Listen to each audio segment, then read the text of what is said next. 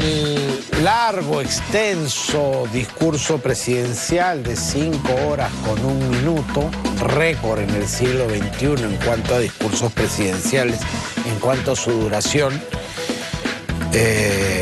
una de las cosas que podemos resaltar desde el plano económico es que finalmente Dina Boluarte anunció que el sueldo mínimo debería verse incrementado antes de que termine el último trimestre del año, es decir, antes de cerrar el 2024.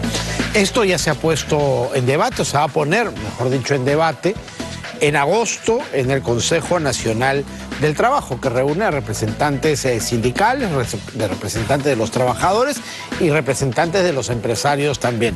Se podrán poner de acuerdo ahí en un aumento y en una cifra para aumentar, porque si no, ya lo ha dicho el ministro Maurate, el ministro de Trabajo, la decisión la va a terminar tomando el Ejecutivo.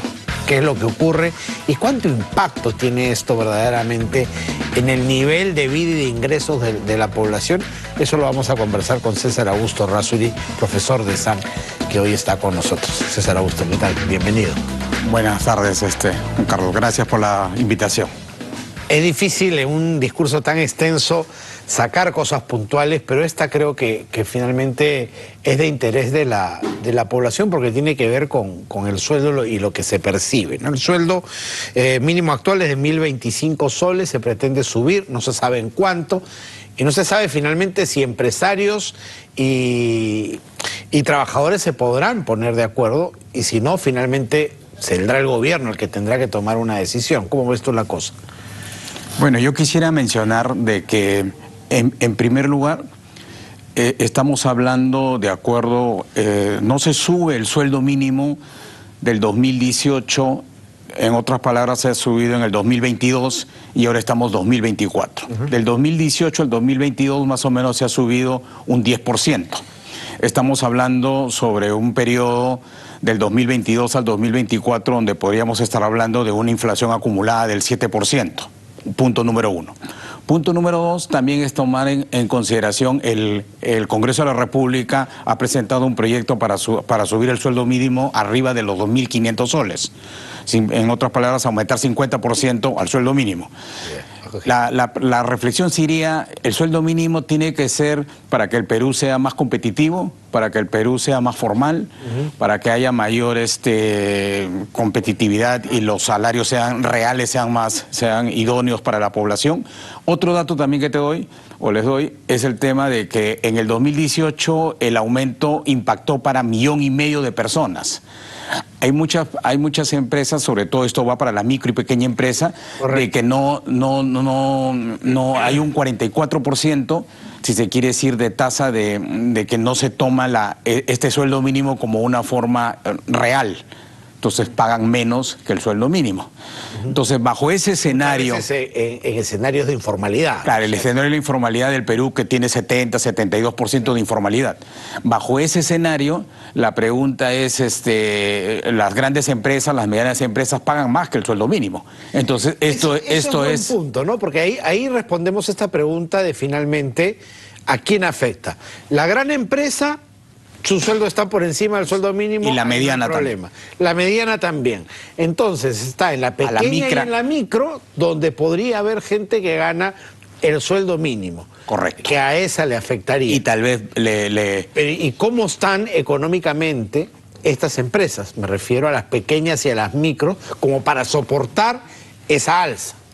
Correcto, también hay que tomar en consideración los países limítrofes del Perú, todos están arriba del sueldo mínimo del Perú. El Perú más o menos tiene su sueldo mínimo como en $245, ponte por ahí, y Chile lo tiene como en 500. Igual más o menos Colombia tiene como $330, Brasil, hasta Bolivia también tiene sueldo mínimo más alto en dólares que el Perú. Pero creo que el tema parte de la productividad, ¿no? Entonces, correcto, parte de la productividad. Que es cuánto de riqueza genera a la empresa que trabaja, correcto, ese trabajador. Te doy un dato. Colombia tal vez es 1.4 veces más competitivo que el Perú en el tema de productividad laboral. Chile es 2.3. Correcto. Entonces, si estás mirando esa productividad comparada con sus sueldos mínimos, con la productividad del Perú, con su sueldo mínimo, por eso que el Perú tiene un sueldo mínimo bajo, porque es un valor fundamental. Eso tiene que ver con la capacitación, con el nivel de instrucción que tiene un trabajador, ¿no? Por eso un barrendero gana mucho menos que un cirujano, un médico cirujano, ¿no? Porque ahí hay una diferencia en cuanto a calificación. Correcto. ¿Cierto? Correcto. Para que la gente lo entienda más o menos. Son años de estudio y productividad mucho mayor. Bueno, pero cuando tú dices, por poner un ejemplo, cuando yo estoy diciendo de la productividad comparada con Chile o con Colombia, si una persona hace 10 carpetas en el Perú, en Colombia hacen 24 carpetas y en Chile hacen 34 carpetas ese mismo número de personas. Ahí está la productividad. Entonces yo creo que... Tiene que ver con tecnificación. Eso tiene que ver con tecnificación, como bien lo has dicho, tiene que ver con capacitación, tiene que ver con tecnología, correcto, ¿no? Etcétera, ¿no? Correcto. Además hay un costo extra porque por cada 100 soles que se aumenten el sueldo mínimo, el empresario además tiene que asumir otros costos y no terminan siendo esos 100 soles, sino un poco más. Podrían llegar hasta los 150 incluso. Claro, entre 40 y 60%, porque a eso tómale, el empresario paga 9% como empleador a salud. Claro. Por otro lado, tienes que tener las dos gratificaciones, las vacaciones CTS, más o menos estamos entre, si tú ganas 100, para la empresa el costo salarial es 140 o 160 soles. Ahora, el peligro en un país tan informal como este es que finalmente personas que son formales y que están trabajando con el sueldo mínimo, a la hora que se aumenta, el empresario le dé dos alternativas. Mira, no puedo pagarte ese aumento, pero lo que puedo hacer es ya no tenerte en la planilla, sacarte de la planilla, pasarte a la informalidad y ahí pagarte lo mismo y tú vas a ganar más porque ya no van a haber los descuentos y todo lo que te tengo que hacer. Entonces empieza gente a girar de la formalidad hacia la informalidad cuando se dan estos tipos de medidas sin un soporte técnico finalmente, sino meramente político. Bueno, te diría, cuando bien has comentado esto, ¿no? El empresario paga 9% de salud. Si yo soy el trabajador y deseo que me den el íntegro de mi dinero, entonces, si yo estoy en planilla, supuestamente me tienes que deducir el 10% de impuesto a la renta y tal vez los otros costos colaterales que te he comentado. Pero por otro lado, si soy un personal de tercero, tendría que pagar 8% de impuestos sobre ese recibo que te estoy emitiendo. En el caso que no quiera, entonces yo lo que te digo es, en vez de que, si gano 100 soles, en vez de que me deduzcas mis 8 soles, dame mis 100 soles y ya paso a la informalidad. No me pagas de salud y dame mi 9%, entonces, en otras palabras... Termino ganando 109, 110 sobre lo que debía estar, llamemos, en 90, pero ¿no? Ya soy un trabajador informal. Ya soy un trabajador informal, claro, pero tengo liquidez. Tengo liquidez, pero no tengo pensión, no tengo seguridad social y no aporto a mi país con los impuestos. Con los impuestos. Claro. Esa es la realidad, ¿no? Lamentablemente, la mayoría de trabajadores del país. Por encima del 70%. Yo sugeriría que tal vez la propuesta podría ser, ¿no?, de que el Estado peruano, el gobierno, los empresarios, etcétera, puedan formalizar una nueva metodología para poder calcular esta remuneración mínima. Porque hoy día... una fórmula, ¿no? Sí. Para que se aplique siempre la misma fórmula y cada año o cada 2 años el sueldo mínimo suba, ya se sabe en qué fecha va a subir y listo. Que no se politice.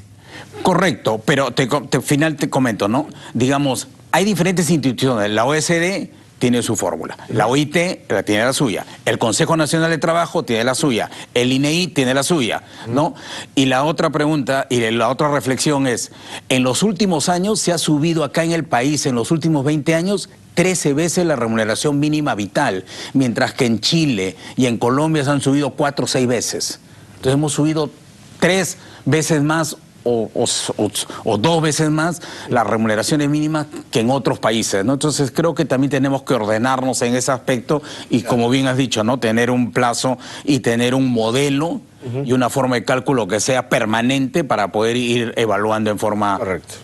Queda clarísimo. Muchísimas gracias, César, por haber estado aquí. Muchísimas gracias a ti, como siempre. César Augusto Errázuriz ha estado con nosotros. Cerramos así nuestro bloque económico.